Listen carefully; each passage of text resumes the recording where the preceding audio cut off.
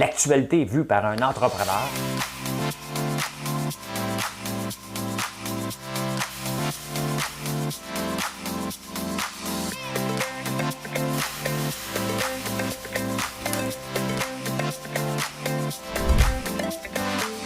Ça bulle, parce que des fois j'ai des bulles, mais ça bulle.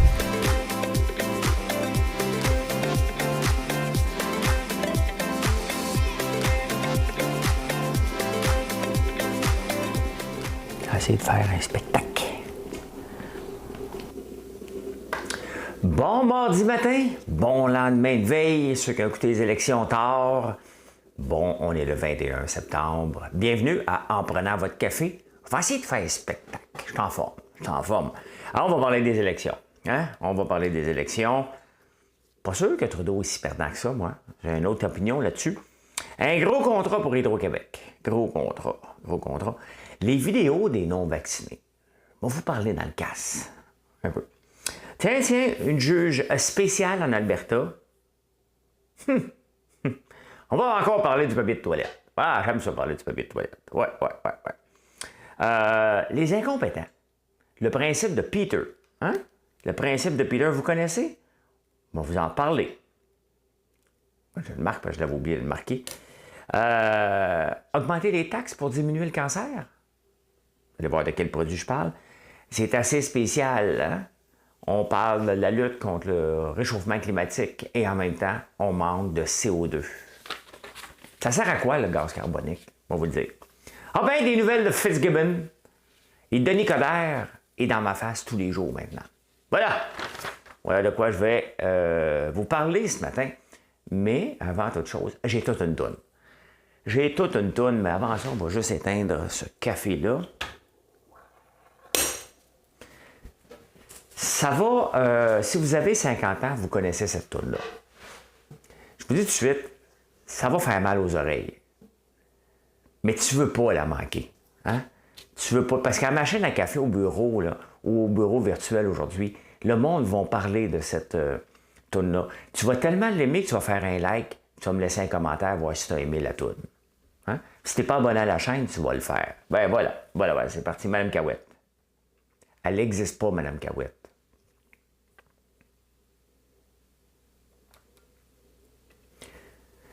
Just a steel town girl on a Saturday night, looking for the fight of her life.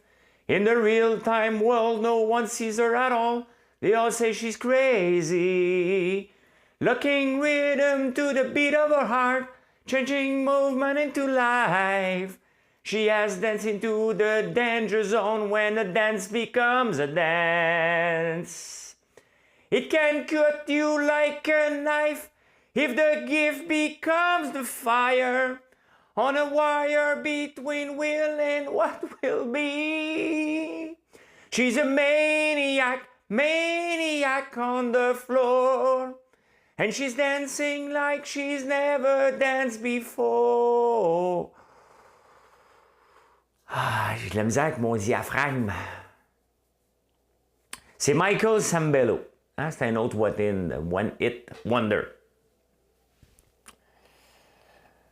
C'est spécial d'entendre ça chanter par moi. Hier, il y a quelqu'un qui se demandait. Je me demande ce que les chanteurs originaux penseraient de ton interprétation. Bah, tu sais, ils diraient, ils me remettent sa map. Hein? C'est ce qu'il faut qu'ils se disent, là. Ils me remettent sa map. Tu sais, il y a des pubs là-dessus, là. D'un coup, vous avez le goût d'aller voir chez les maniaques. Ils vous donnent peut-être 25 cents. Peut-être une pièce si je suis assez big. Je ne sais pas. J'ai bien dormi hier. Ah, que j'ai bien dormi. Et mon souper d'hier soir, fantastique. Si vous ne l'avez pas vu, allez voir derrière, en direct de ma cuisine, d'hier soir, j'ai fait des côtelettes de porc au beurre que j'ai mélangé avec de l'ail noir. C'était sublime. Digne, une côtelette de porc digne d'un grand restaurant. Et c'est le temps des courges. J'ai fait une courge butternut avec des épices disponibles sur le site. Je l'ai tagué dans le produit. Curcuma au citron. Fantastique. Dire que j'ai mangé ça tout seul, parce que la belle Marilyn était avec son garçon, Elle était venue me voir dans l'après-midi. Je vais lui faire goûter tantôt le porc, je l'ai tout mangé. Mangez ça comme un porc. 2 côtelettes, un gars tout seul, ça fait un job. Et je me suis couché de bonne heure. J'étais fatigué hier. Moi, les lundis, c'est comme vous autres, vos samedis. C'est fin, vendredi. T'sais. Ben, moi, c'est rendu maintenant le lundi, ma journée de congé. Ben, je suis pas vraiment à congé, je suis un entrepreneur, mais je prends ça plus relax. Un petit peu plus relax que d'habitude. Ben, c'est ça. Ben, ça a l'air qu'il y a eu des élections hier. J'ai pas été voté, j'ai pas encouragé les gens à ne pas y aller, par contre. Hein. Chacun a son choix. Ça n'a rien changé. Il n'y a rien changé. De toute façon, moi, j'ai Rachel Ben-Dayan ici. Hein? Elle rentrait les yeux fermés, puis ça ne me tente pas de lui donner 25 cents. Je pense qu'ils ont 25 cents par vote. Combien ils ont d'argent par vote? Parti politique, on va vous le dire tout de suite. Argent par vote. Combien vous pensez? Financement politique. Maximum, on peut donner juste 100$ par année. Seul peut faire une contribution maximum de 100$. Pour chaque dollar amassé aux contributions, l'État verse 2,50$. OK. La publicité, les dépenses électorales, un vote à valeur financière. Bon, OK, c'est ça que je cherchais. En votant pour la personne qui rejoint le plus vos valeurs et votre vision du Québec, vous l'aidez à poursuivre ses activités politiques. Hein? Lors de l'élection générale, la somme, OK, c'est 1,58$. Pourcentage des votes obtenus. 1,58$, après ça, c'est au pourcentage. Ah, OK. Donc, mettons que Rachel Ben-Dayan a eu 50% ici, ben, elle a eu 75 cents, les autres ont eu la balance. Donc, 1,58$ par électeur qui se présente la face. C'est divisé après ça au prorata. Voilà. Ben, moi aussi, je viens de l'apprendre. On apprend des choses ensemble. Bon, est-ce que Trudeau, ça n'a pas changé? Mais tu sais, avec le recul, là, et je viens de réaliser ça ce matin, est-ce qu'il a vraiment perdu Trudeau? J'ai de la misère à croire que Trudeau pensait vraiment avec son équipe qui était pour être majoritaire. Hein? Mais le timing était parfait. Parce que là, même dans son discours hier de remerciement, il a laissé passer que, regarde, on n'ira pas en élection dans les 4 prochaines années. Les autres partis, il a réussi à faire dire aux autres partis, hein, parce que, tu sais, les autres partis devraient être contents qu'il y ait des élections, ils ont la chance de gagner le pouvoir. Non, il a réussi à leur rentrer dans la tête que c'était une mauvaise chose, les élections. Et là, c'est lui qui dit, on a compris le message et on ne reviendra pas pendant 4 ans. Donc, il met de la pression sur les autres partis politiques. Venez pas nous défaire. Les gens viennent de nous dire qu'on ne voulait pas d'élection dans 2 ans. Le gars, il est assis, il va être 10 ans premier ministre du Canada minimum. Ben, ça fait 6 ans. Hein? 6 ans plus 4, là, ceux qui ont arrêté l'école très tôt. Là, ben non, c'est parce que je regarde des fois votre français écrit hein, sur les réseaux sociaux. Je me dis peut-être, si vous écrivez de même, peut-être que 6 plus 4, ça prend du temps à expliquer. Il y en a qui ne savent plus écrire. Donc, est-ce qu'il a été puni? Pas tout. On fait juste lui dire, regarde, on ne veut pas que ça change. C'est ce qu'on lui dit, c'est ce que les électeurs, et c'est ce que toutes les autres partis ont répété. Le gars, il est plus brillant que je pensais. Il est plus brillant que je pensais. Voyons, comment il s'appelle? Richard Martineau a fait une belle allusion. Hein? Il a dit, c'est comme si on faisait un tour de machine. Parce que, tu sais, en fin de semaine, je vous ai invité à venir faire un tour de machine. D'ailleurs, que je vais vous réinviter en fin de semaine, parce que là, les couleurs vont être à leur apogée, là.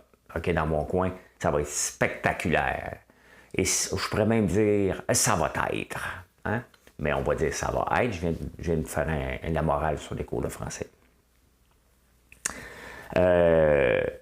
Oui, c'est comme, tu sais, c'est ce qu'on a fait dans le dernier mois des élections. On a fait comme un tour de machine.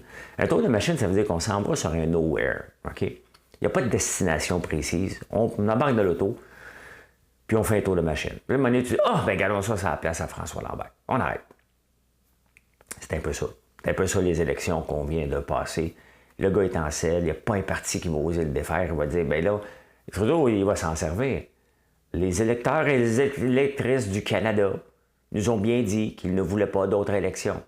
Fait que là, il est assis, il va pouvoir même être baveux un peu. Hein, parce qu'il était peut-être tanné de se faire dicter la morale par le NPD. Fait que là, il va pouvoir faire ce qu'il veut, puis il n'y a aucun parti qui va risquer de défaire le Canada, les libéraux. Hein?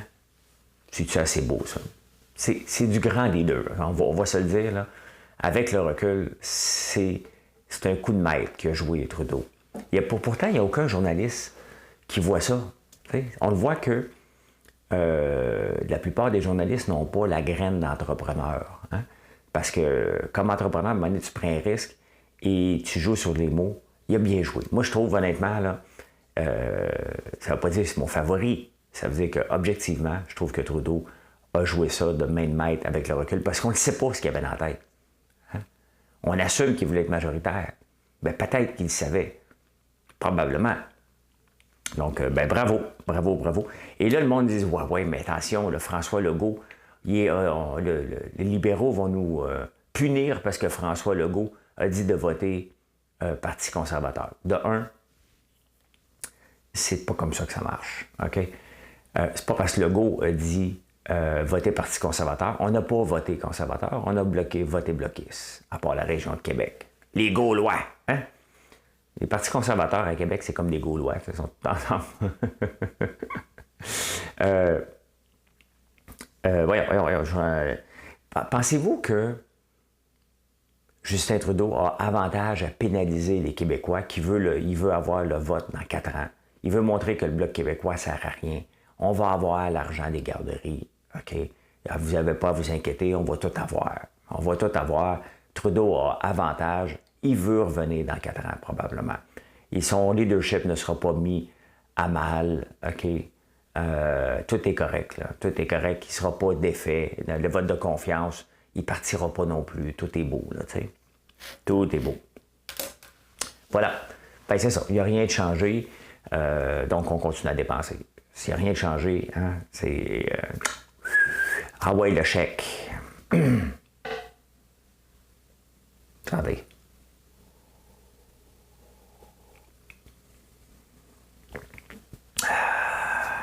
Je prends le haut teint. Des fois, vous me demandez.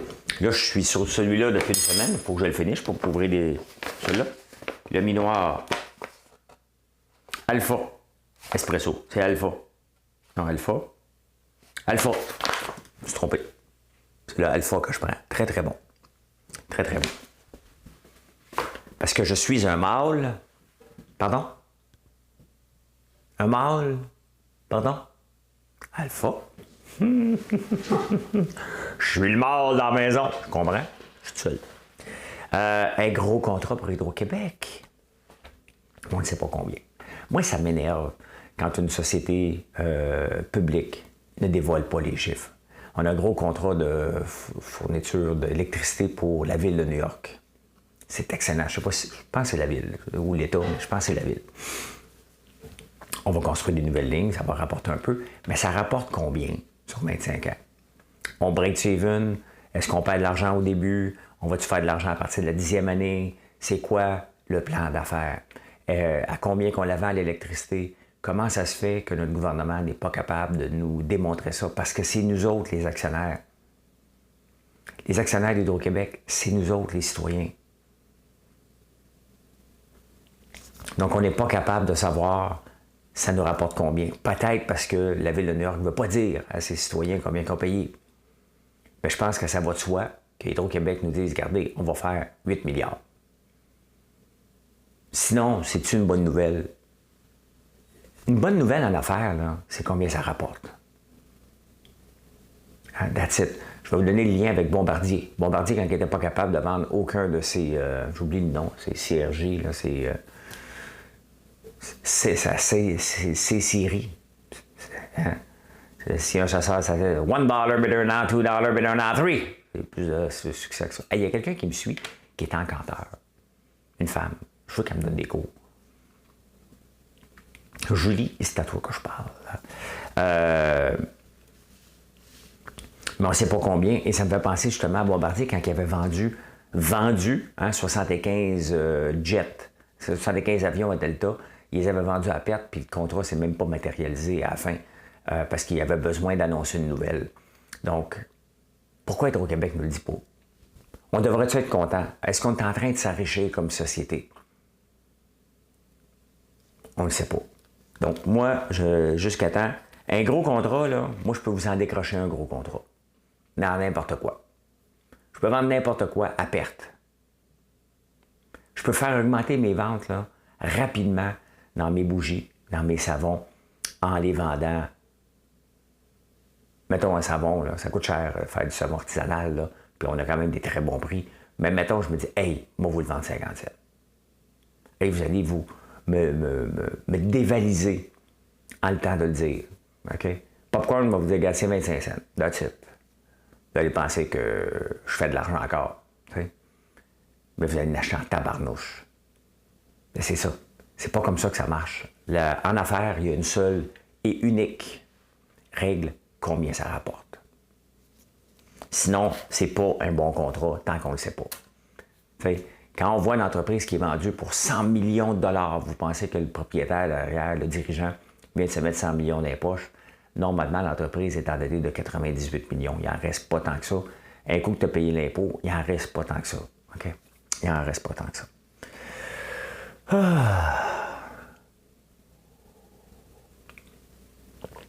J'en reviens pas des vidéos des non-vaccinés. Ça pollue sur Instagram et sur TikTok aussi, sur Facebook. Les non-vaccinés pensent que les vaccinés, on a peur d'eux. T'sais? C'est pas de ça qu'on a peur. T'sais? Ce qu'on voit, c'est le nombre de cas. Et le nombre de cas augmente en gens non vaccinés. Puis une fois de temps en temps, il y a une personne avec une double dose qui a aussi le virus.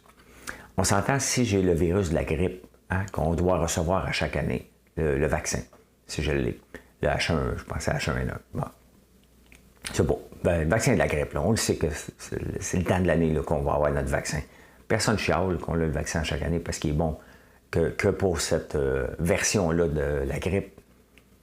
Mais si je suis vacciné puis tu as la grippe jusqu'aux oreilles, ça se peut que je te donne pas la main et ça se peut que je t'invite pas chez vous, chez nous pareil. Il y a quand même un doute. Hein? Quand même. On a quand même un léger doute, donc on se protège, on fait attention, c'est la même chose avec. Et la propagande me tue tellement que les vaccinés ont peur de nous. Non, non, non, c'est parce que nous autres, on pense à la société. C'est ça qui est la différence. On pense aux effets économiques.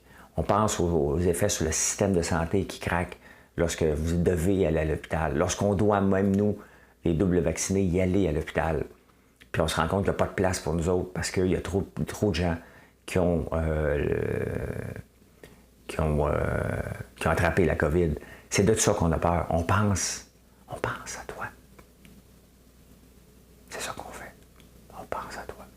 Mais c'est toujours les mêmes rengaines. Si tu es vacciné, pourquoi tu as peur? J'ai pas peur. Je suis juste tanné qu'on parle de ça. Donc je me dis, si tout le monde se fait vacciner, on va pouvoir éventuellement vivre avec, mais vivre différemment. On va vivre avec. Là, hein? La même chose qu'on vit avec la varicelle. Et là, on va l'avoir. Hein? Voilà pour les non-vaccinés. Arrêtez de penser que j'ai peur ou qu'on a peur de vous autres. C'est pas ça. C'est parce qu'on pense à nous. À nous globalement. Hein? C'est à ça qu'on pense. C'est pas dire « Hey, t'es pas vacciné, tu me fais peur. » Mais non, il reste un doute.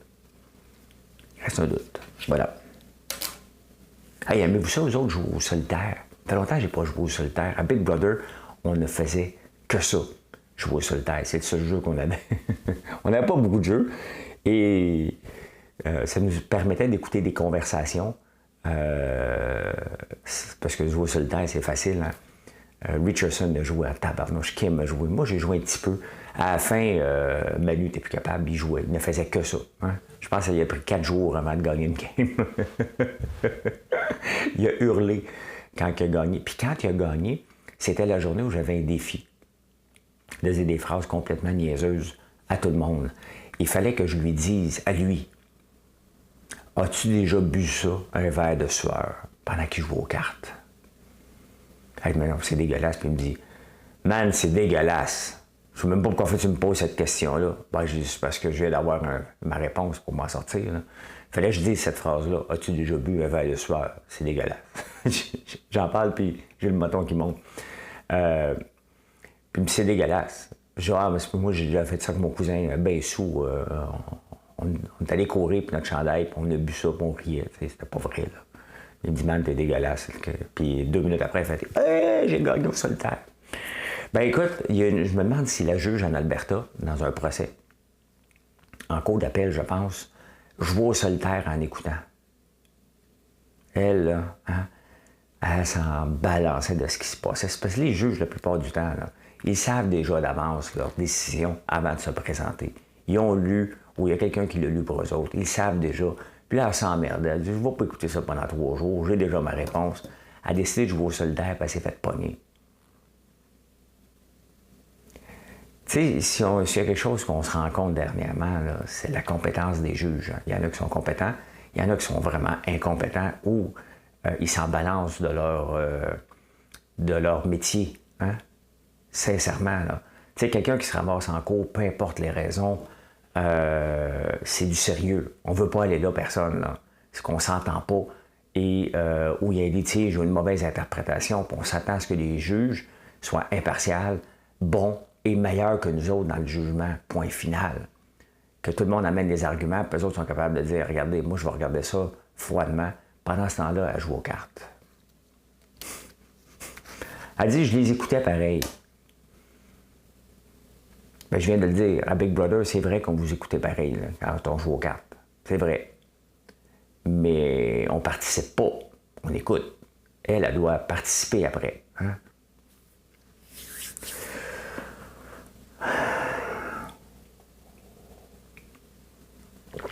Papier de toilette. On en parle encore. Mais j'en parle souvent. C'est comme un sujet récurrent ici, le papier de toilette. J'ai pas d'obsession avec le papier de toilette. J'en ai juste une quand j'en manque. Hein? Quand tu manques de papier de toilette dans la maison, hop là, hein? Moi, ici, j'ai combien de toilettes, là? Faut que je rende ça. J'ai 1, 2, 3, 4, 5 toilettes. Fait que quand il manque de papier dans un, on se promène d'une place à l'autre, hein? Mais des fois, ça prend. Pourquoi je vois là? Pourquoi? C'était pas nécessaire, cette dernière phrase-là. On rewind. Ben non, je peux pas rewinder. Ouais. Ben, une famille de 4, c'était toujours important, la famille de 4. Hein? La famille moyenne de 4 personnes mange pour 75. C'était 3. C'était 3 personnes. Et ça fait quand même presque 5 ans de ça. Mais bon, regardez, on fait un petit clin d'œil dans IGA. Moi, si on me fait faire de la pub avec ça pour en rire, tout aussi bien. Une famille de 4 va utiliser l'équivalent de 27 arbres par année en papier de toilette. Je vous l'ai dit l'autre jour, c'est 8,6 feuilles que vous devez utiliser. Autre que ça, ben c'est la moyenne. Donc, si vous utilisez 8,6 feuilles par année, vous êtes 4, vous consommez 27 arbres. À moins que vous choisissiez la fibre recyclée. Moi, ce qui me fait peur quand j'utilise la fibre recyclée, là, en papier de toilette, quelle partie du papier était recyclée? C'est plus ça qui m'inquiète. C'est une blague. Je sais très bien que le papier de toilette n'est pas recyclé. Là, hein? Mais non. Ah, on parle encore des jouets, parce que là, Noël approche à grands pas. Achetez pas des jouets, achetez-là des chandelles à les enfants. On a une pour eux autres. Comme ballon, ça. Bubblegum, tiens. Tiens, voilà ton cadeau pour Noël. Ça va être une bubblegum. Hein? Maman, c'est pas ça que je voulais une Barbie. Il n'y en a plus de Barbie. C'est parce que, tu sais, on met tout le dos sur les pénuries à gauche puis à droite. Tu sais, là, parce que je la vis régulièrement dans mon entreprise, la pénurie ou les excuses. Tu sais, vous savez, regardez, une boîte, on met un savon là-dedans. Alors, je ne peux pas vous vendre un savon sans packaging. OK? C'est lequel, celui-là?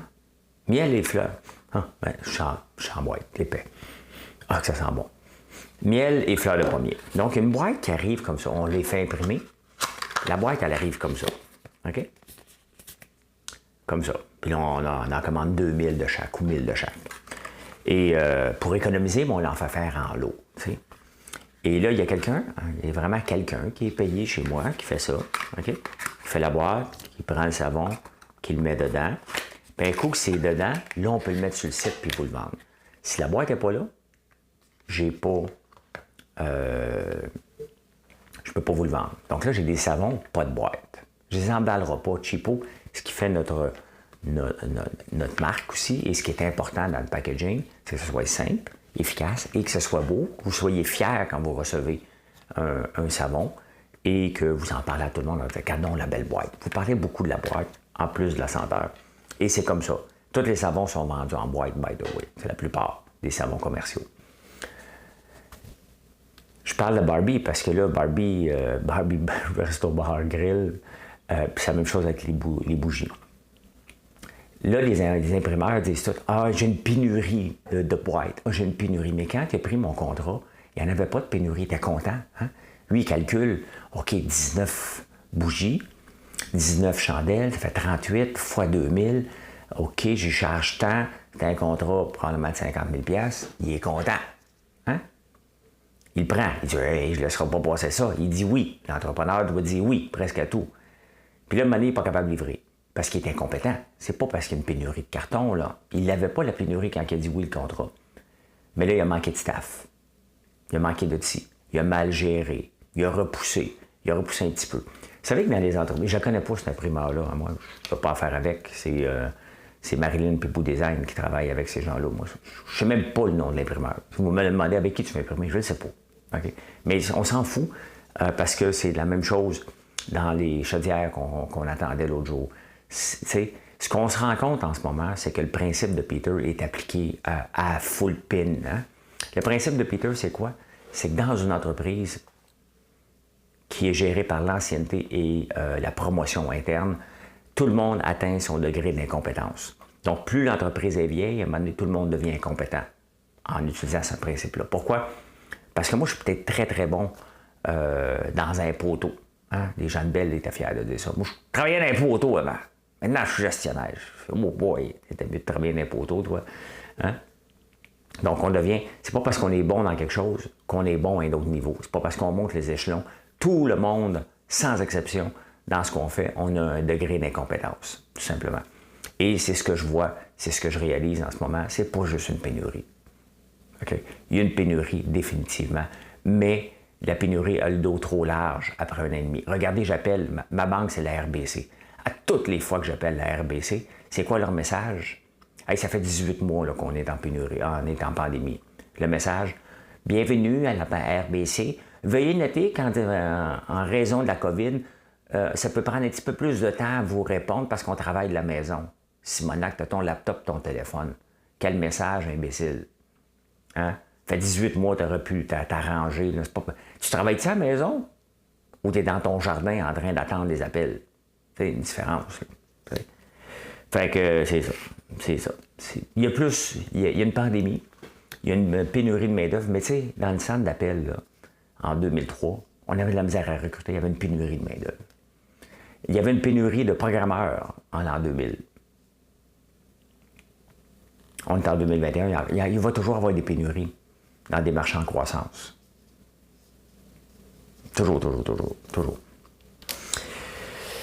Ça fait du bien des fois, je chiale un peu, hein. Oh, ça fait, puis après ça, tu peux t'étirer. Augmenter les taxes pour diminuer le cancer. Je sais que tu t'en vas. Eh non, sans blague, il y a une nouvelle sur le OMS. Celle-là, je ne la savais pas quand même. Ça tombe bien, je bois moins. 25% des cas de cancer seraient reliés à l'alcool. Et en Europe, une des choses qu'ils pensent faire, parce que le vin ne coûte pas cher là-bas, c'est d'augmenter les taxes sur l'alcool, justement pour diminuer la consommation, puis réduire les cas de cancer. Je ne savais pas tant que ça que c'était autant, hein? Directement ou indirectement, là. Quand même énorme, 25%. Pensez-y. On parle de réchauffement climatique, on parle de gaz carbonique, de planter des arbres pour ramasser le CO2. Et là, on a un problème. On a un problème en Angleterre. Il manque de CO2. C'est tellement absurde. De CO2, puis ça cause un problème. Tu sais, ici, on a beaucoup parlé cet été de 2 grèves, hein, d'Excel d'Or et Olimel, donc 2 abattoirs, un de poulet et un de cochon, des cochons. Mais ce que vous ne savez pas, c'est que pour tuer les animaux, ils utilisent du gaz carbonique pour les knocker. Donc, le porc, ils font respirer du gaz carbonique, ils tombent dans les pommes et la viande est plus tendre. Peut-être pour ça que mon porc était tendre hier. Donc, c'est vrai, il était abattu à la ferme. Pas de gaz carbonique à moi. On l'utilise aussi dans les emballages pour tuer des bactéries dans le pain, le gaz carbonique. Je ne le savais pas. Dans les abattoirs, je ne le savais pas. Dans les boissons gazeuses, là, on le sait. C'est ce qui pétille. Et dans le café décaféiné, ouais, on utilise du gaz carbonique, du CO2. Et il en manque en Angleterre. Fait que toute la chaîne. Honnêtement, ceux qui visent la séparation à un moment donné du Québec devraient déménager immédiatement en Angleterre pour voir, OK, il faut planifier ça, OK, il faut planifier ça, parce qu'ils ont fait le Brexit. Et là, toute la chaîne alimentaire, toute la chaîne de transport, les douanes sont pleines à craquer. Il y a des choses, mais on le voit que des choses de base font défaut. Donc, il n'avait pas prévu ça. T'sais, ça allait facile, on se sépare. Puis là, à un moment donné, tu te ramasses devant un juge qui joue au solitaire. Tu essaies d'expliquer. Moi, je veux partir avec la TV. C'est à moi la télé. Je l'ai acheté. C'était à moi. Puis là, le juge t'écoute pas. Il joue aux cartes. C'est un peu ce qui se passe avec le Brexit. Hey, Fitzgibbon, j'ai des nouvelles de Fitz. Mon ami Fitzgibbon. Arrêtez de m'écrire pour me dire que sa blonde a 17 ans de moins que lui. OK? Il sort avec... comment elle s'appelle? Charest? Je ne veux pas dire n'importe quoi, là. Il sort avec un autre ministre. C'est pas grave. C'est du patinage. Hein? Puis moi aussi, j'ai une différence d'âge de 17 ans avec Marilyn. C'est pas ma fille, c'est ma blonde. Ben oui, Fitz était silencieux depuis qu'il était de retour. Mais là, on l'entend. Aujourd'hui, il est dans les journaux. Pour parler de quoi? De sa filière batterie. Lui, chez lui, il organise-tu? Y a-tu des tiroirs? Moi, j'ai une filière. Bébé, c'est pour ça que je sors. C'est dans ma filière. Hein, toujours une table de concertation, une filière. Là, lui, mais là, je suis d'accord avec lui. Je suis pas toujours en désaccord. Il arrive du Battery Show au Michigan.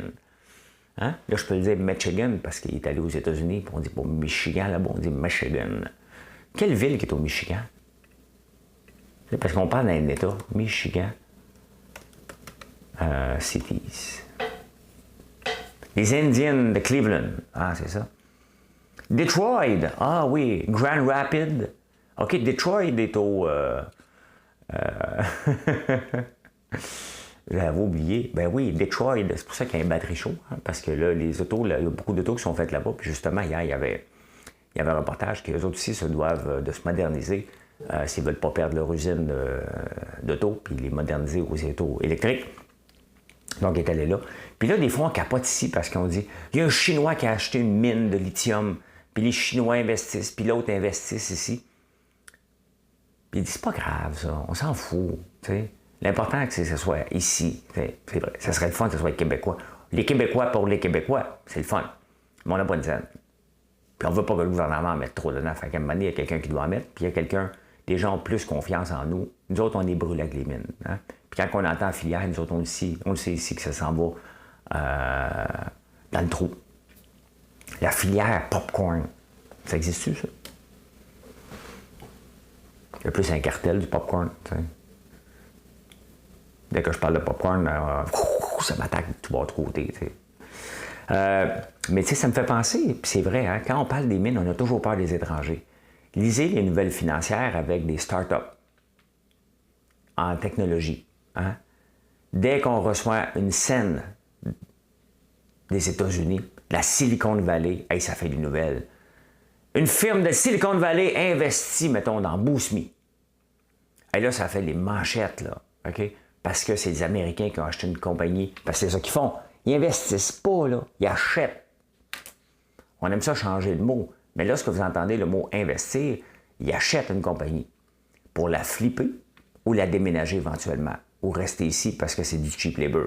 Mais on est tout le temps fiers, quand c'est une chose technologique, de dire que les Américains ont investi, que les Torontois ont investi. C'est assez rare qu'on fait une nouvelle quand un Québécois investit dans une firme québécoise. C'est assez rare. Et c'est souvent pour dire, si un Chinois investissait dans une compagnie, on serait encore content quand c'est technologique. Mais dès que ça touche les mines, les ressources naturelles, on capote. Fait que pour une fois, il n'est pas toujours dans le champ. Il n'est pas devenu ministre en étant toujours dans le champ. Hein? C'est juste qu'il dépense. Il devrait être dans le ministre, il devrait être libéral, lui. Pas caquiste. Ah, c'est ça. Bon. Et voilà. Voilà comment j'ai vu l'actualité en ce beau mardi 21 septembre. J'espère que vous avez apprécié. J'attends le like. Ah, c'est fait. Good, merci. Je vous souhaite une excellente journée. Ceux qui aiment la bourse, c'est en train de remonter sérieusement ce matin. Enfin, on a eu une grosse toux hier. On s'est fait vacciner et là, on n'a plus la toux aujourd'hui sur les marchés. Ça va revenir un peu. T'sais, on s'attend à ce que les marchés quand même descendent à peu près de 10 %. Hier, on avait un 2-3 %.